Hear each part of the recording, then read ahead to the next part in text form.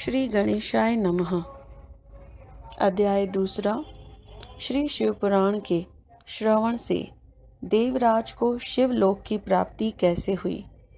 देवराज एक ऐसा शख्स है, ब्राह्मण है, जिसे सब बुरी आदतें हैं, लोगों को ठगता है, फिर भी अंत समय में उसे शिव पुराण सुनने का अवसर मिलता है और जिससे उसे शिवलोक की प्राप्ति होती है। आइए सब मिलकर इस कथा को सुनेंगे। श्री शौनक जी ने कहा, महाभाग सूत जी, आप धन्य हैं, परमार्थ तत्व के ज्ञाता हैं। आपने कृपा करके हम लोगों को यह बड़ी अद्भुत एवं दिव्य कथा सुनाई है। भूतल पर इस कथा के समान कल्याण का सर्वश्रेष्ठ साधन दूसरा कोई नहीं है। यह बात हमने आज आपकी कृपा से निश्चय पूर्वक समझ ली। सूत जी, कल युग में इस कथा के द्वारा कौन कौन से पापी शुद्ध होते हैं, उन्हें कृपा पूर्वक बताइए और इस जगत को कृतार्थ कीजिए। सूत जी बोले, मुनो, जो मनुष्य पापी, दुराचारी, खल तथा काम क्रोध आदि में निरंतर डूबे रहने वाले हैं, वो भी इस पुराण के श्रवण पठन से अवश्य ही शुद्ध हो जाते हैं। इसी विषय में जानकार मुनि इस प्राचीन इतिहास का उदाहरण दिया करते हैं, जिसके श्रावण मात्र से पापों का पूर्णतया नाश हो जाता है। पहले की बात है, कहीं क्रातों के नगर में एक ब्राह्मण रहता था, जो ज्ञान में अत्यंत दुर्बल, दरिद्र, रस बेचने वाला तथा वैदिक धर्म से विमुख था। वह स्नान, संध्या आदि कर्मों से भ्रष्ट हो गया था और वैश्यावृत्ति में तत्पर रहता था। उसका नाम था देवराज। वह अपने ऊपर विश्वास करने वाले लोगों को ठगा करता था। उसने ब्राह्मणों, क्षत्रियों, वैश्यों, शूद्रों और दूसरों को भी अनेक बहानों से मारकर उनका धन हड़प लिया था। परंतु उस पापी का थोड़ा सा भी धन कभी धर्म के काम में नहीं लगा था। वह वैश्यागामी तथा सब प्रकार से आचार भ्रष्ट था। एक दिन घूमता घूमता वह दैव योग से प्रतिष्ठानपुर में जा पहुंचा। जूसी प्रयाग में जाकर पहुंचा। वहां उसने एक शिवालय देखा, जहां बहुत से साधु महात्मा एकत्र हुए थे। देवराज उस शिवालय में ठहर गया, किंतु वहां उस ब्राह्मण को बुखार आ गया। उस बुखार से उसको बड़ी पीड़ा होने लगी। वहां एक ब्राह्मण देवता शिव पुराण की कथा सुना रहे थे। ज्वर में पड़ा हुआ देवराज ब्राह्मण के मुखार विंद से निकली हुई उस शिव कथा को निरंतर सुनता रहा। एक मास के बाद वह ज्वर से अत्यंत पीड़ित होकर चल बसा। यमराज के दूत आए और उसे पाशों से बांधकर बलपूर्वक यमपुरी ले गए। इतने में ही शिवलोक से भगवान शिव के पार्षदगण आ गए। उनके गौर अंग कर्पूर के समान उज्जवल थे, हाथ त्रिशूल से सुशोभित हो रहे थे। उनके संपूर्ण अंग भस्म से उदास्त थे और रुद्राक्ष की मालाएं उनके शरीर की शोभा बढ़ा रही थी। वे सब के सब क्रोधपूर्वक यमपुरी में गए और यमराज के दूतों को मार पीट कर बारंबार धमकाकर उन्होंने दरवाजे को उनके चंगुल से देवराज को उनके चंगुल से छुड़ा लिया और अत्यंत अद्भुत विमान पर बिठाकर जब वे शिवदूत कैलाश जाने को उद्यत हुए, उस समय यमपुरी में बड़ा भारी कोलाहल मच गया। उस कोलाहल को सुनकर धर्मराज अपने भवन से बाहर आए। साक्षात दूसरे रुद्रों के समान प्रतीत होने वाले उन चारों दूतों को देखकर धर्मज्ञ धर्मराज ने उनका विधि पूर्वक पूजन किया और ज्ञान दृष्टि से देखकर सारा वृत्तांत जान लिया। उन्होंने भय के कारण भगवान शिव के उन महात्मा दूतों से कोई बात नहीं पूछी, उल्टे उन सब की पूजा एवं प्रार्थना की। तत्पश्चात वे शिवदूत कैलाश को चले गए और वहां पहुंचकर उन्होंने उस ब्राह्मण को दया सागर सांब शिव के हाथों में दे दिया। शौनक जी ने कहा, महाभाग सूत जी, आप सर्वज्ञ हैं। महामते, आपकी कृपा प्रसाद से मैं बारंबार कृतार्थ हुआ।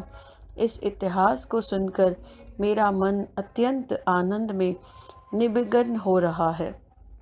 अतः अब भगवान शिव में प्रेम बढ़ाने वाली शिव संबंधनी दूसरी कथा को भी कहिए।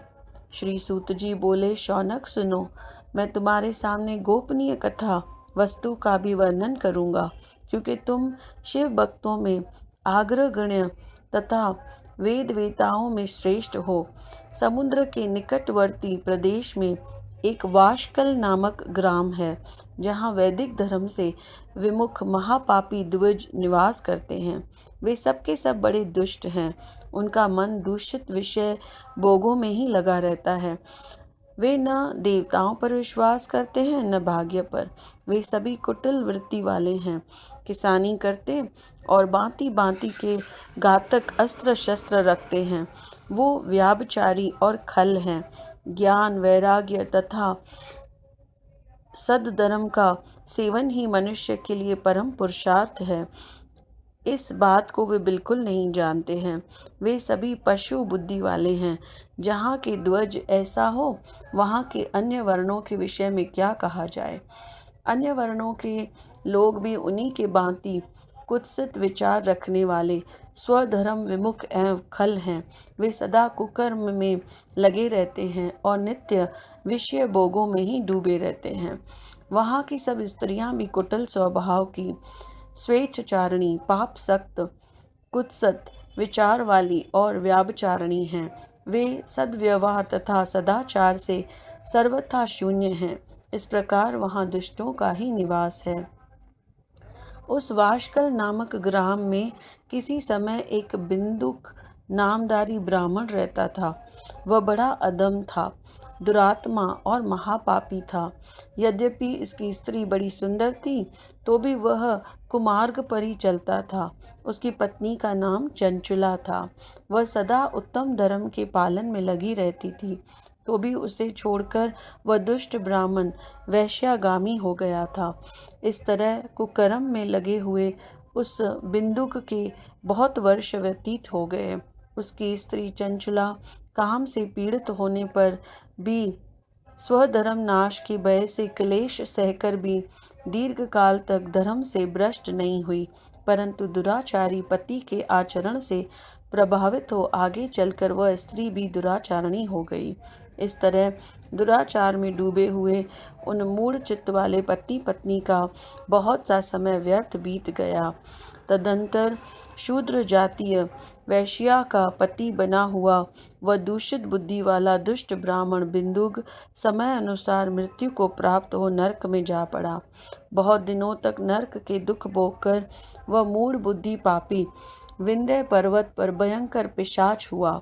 इधर उस दुराचारी पति बिंदुक के मर जाने पर वह मूढ़ हृदय चंचला बहुत समय तक पुत्रों के साथ अपने घर में ही रही। एक दिन दैव्य योग से किसी पुण्य पर्व के आने पर वह स्त्री भाई बंधुओं के साथ गोकर्ण क्षेत्र में गई। तीर्थ यात्रियों के संग से उसने भी उस समय जाकर किसी तीर्थ के जल में स्नान किया। फिर वह साधारणतया बंधुजनों के साथ यत्र तत्र घूमने लगी, मेला देखने की दृष्टि से। घूमती घूमती किसी देव मंदिर में आ गई। वहां उसने एक दैवज्ञ ब्राह्मण के मुख से भगवान शिव की परम पवित्र एवं मंगलकारिणी उत्तम पौराणिक कथा सुनी। कथावाचक ब्राह्मण कह रहे थे कि जो स्त्रियां पर पुरुषों के साथ व्याभिचार जाती हैं, तब यमराज के दूत उनकी योनि में तपे हुए लोहे का परिग डालते हैं। पौराणिक ब्राह्मण के मुख से यह वैराग्य बढ़ाने वाली कथा सुनकर चंचुला भय से व्याकुल हो वहां कांपने लगी। जब कथा समाप्त हुई और सुनने वाले सब लोग वहां से बाहर चले गए, तब वह भयभीत नारी एकांत में शिव पुराण की कथा बांचने वाले उस ब्राह्मण देवता से बोली। चंचुला ने कहा, ब्राह्मण, मैं अपने धर्म को नहीं जानती थी, इसलिए मेरे द्वारा बड़ा दुराचार हुआ है। स्वामिनी, मेरे ऊपर अनुपम कृपा करके आप मेरा उद्धार कीजिए। आज आपके वैराग्य रस से ओतप्रोत इस प्रवचन को सुनकर मुझे बड़ा भय लग रहा है।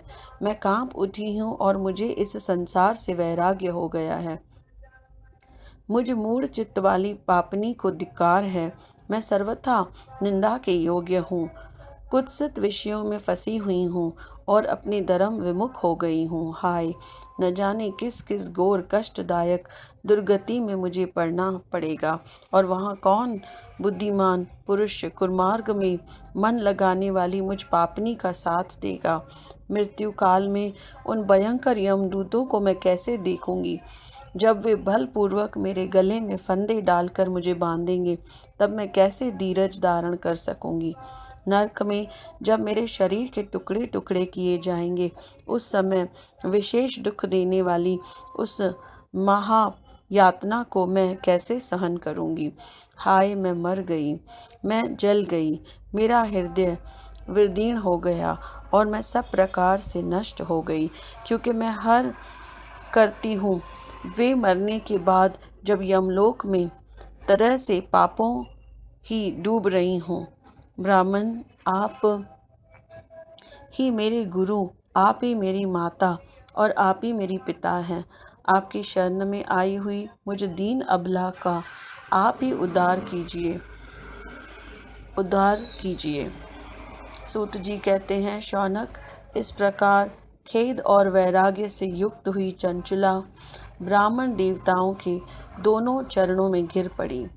तब उन बुद्धिमान ब्राह्मण ने कृपा पूर्वक उसे उठाया और उसे इस प्रकार से कहा। ब्राह्मण बोले, नारी, सौभाग्य की बात है कि भगवान शंकर की कृपा से शिव पुराण की इस वैराग्य युक्त कथा को सुनकर तुम्हें समय पर चेत हो गया है। ब्राह्मण पत्नी, तुम डरो मत, भगवान शिव की शरण में जाओ। शिव की कृपा से सारा पाप तत्काल नष्ट हो जाता है। मैं तुम्हें भगवान शिव की कीर्ति कथा से युक्त उस परम वस्तु का वर्णन करूंगा, जिससे तुम्हें सदा सुख देने वाली उत्तम गति प्राप्त होगी। शिव की उत्तम कथा सुनने से ही तुम्हारी बुद्धि इस तरह पश्चाताप से युक्त एवं शुद्ध हो गई है। साथ ही तुम्हारे मन में विषयों के प्रति वैराग हो गया है। पश्चाताप ही पाप करने वाले पापियों के लिए सबसे बड़ा प्रायश्चित है। सत्पुरुषों ने सबके लिए पश्चाताप को ही समस्त पापों का शोधक बताया है।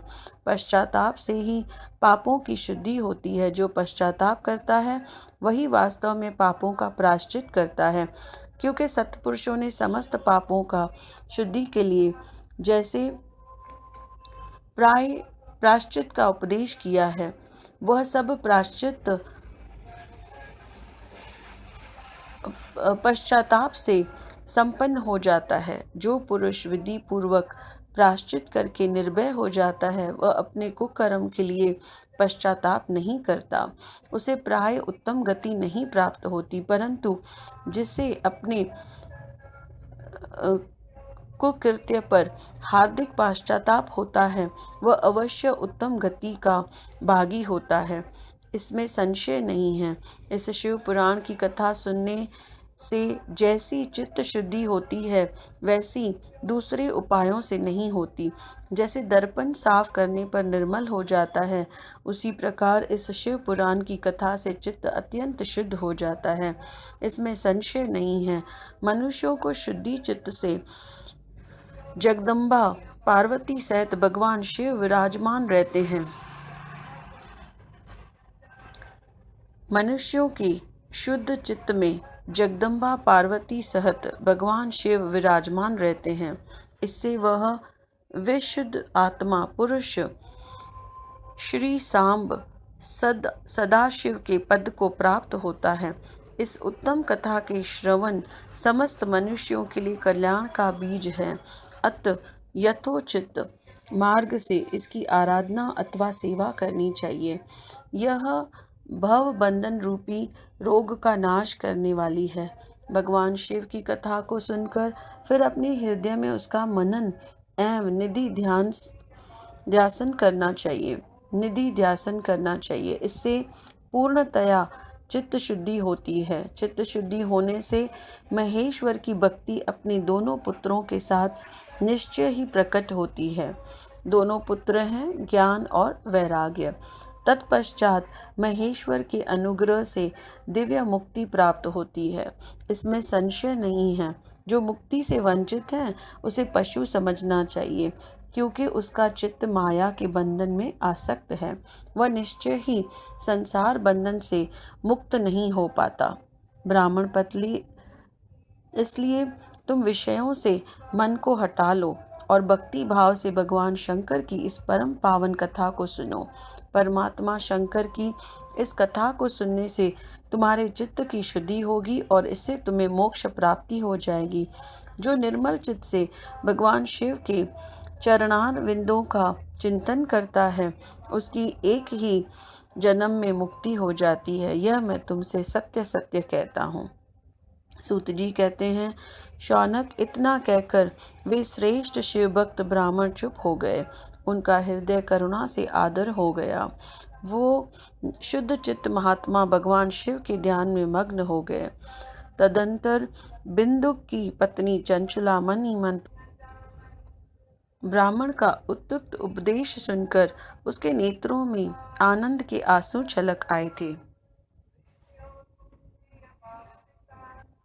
वह ब्राह्मण पत्नी चंचला हर्ष भरे हृदय से उन श्रेष्ठ ब्राह्मण के दोनों चरणों में गिर पड़ी और हाथ जोड़कर बोली, मैं कृतार्थ हो गई। तत्पश्चात उठकर वैराग्य युक्त उत्तम बुद्धि वाली वह स्त्री जो अपने पापों के कारण आतंकित थी, उन महान शिव भक्त ब्राह्मण से हाथ जोड़कर गदगद वाणी में बोली।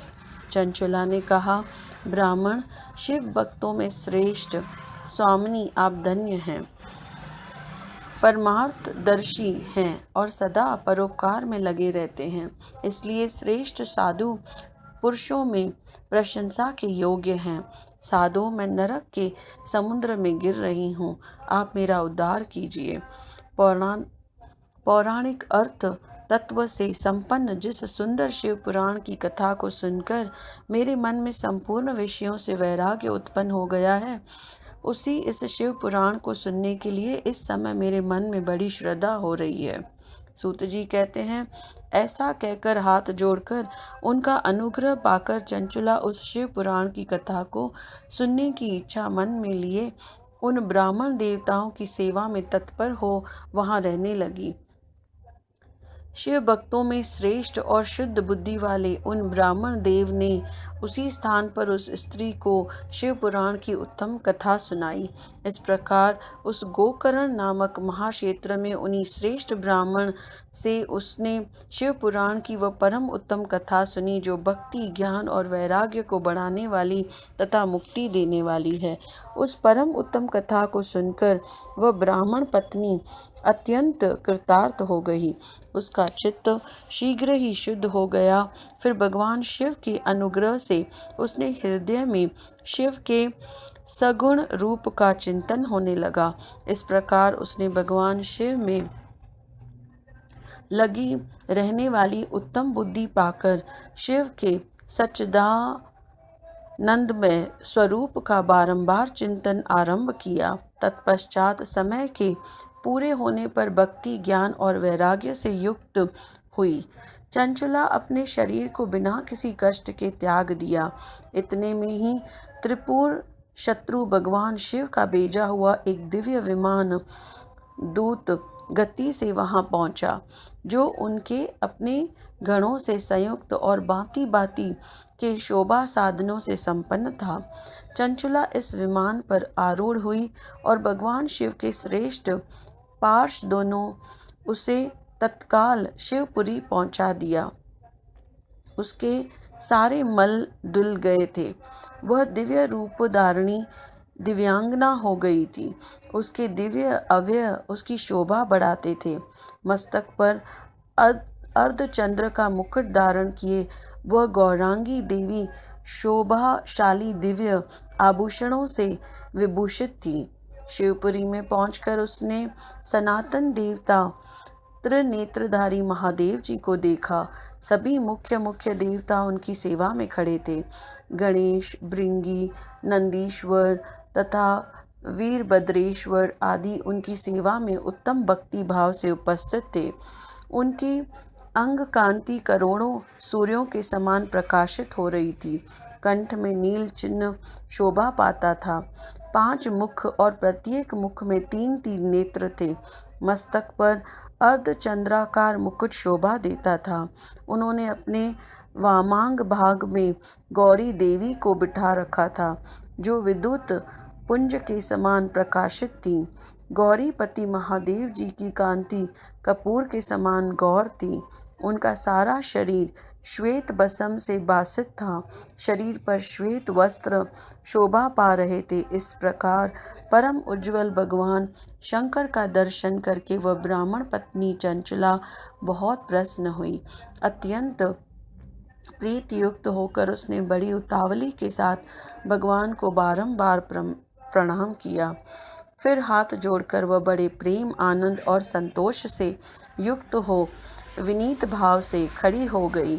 उसके नेत्रों से आनंद आंसुओं की अविरल धारा बहने लगी तथा संपूर्ण शरीर में रोमांच हो गया। उस समय भगवती पार्वती और भगवान शंकर ने उसे बड़ी करुणा के साथ अपने पास बुलाया और सौम्य दृष्टि से उसकी ओर देखा। पार्वती जी ने तो दिव्य रूप धारणी बिंदुग प्रिया चंचला को प्रेम पूर्वक अपनी सखी बना लिया। वह उस परमानंद घन ज्योति स्वरूप सनातन धाम में अविचल निवास पाकर दिव्य सौख्य से संपन्न हो अक्षय सुख का अनुभव करने लगी। इत श्री शिव पुराण महात्म्य का 4था अध्याय संपूर्ण हुआ। हर हर महादेव।